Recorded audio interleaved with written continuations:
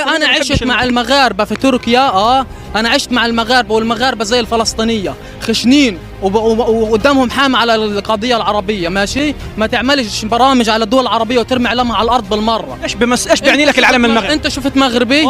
انت وقت وين شفت مغربي؟ كثير تواصلت مع مغاربه بكرهوا الفلسطينيه كلهم زي العرب. لا ما صارش، انا عايش معهم ال6 سنين.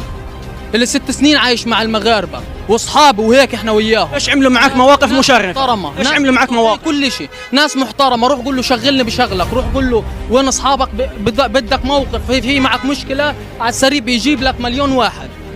المغاربه اما اكثر شعب عربي خان فلسطين الشعب المغربي، انت من وين جايب معلومات؟ انا عايش معهم، ما صارش منه. انا بعرف يا عم الشعب المغربي اكثر شعب خان فلسطين. ما صارش منه. هات العلم انت، هات العلم، هات العلم، هات العلم، سكر الكاميرا خلص. هات العلم تعال. طب هذا العلم بنحط على الارض، هذا مقام العلم غاد تلمسوش، مش الكشف فيه. انا عشت مع المغاربه، والمغاربه زي الفلسطينيه خشنين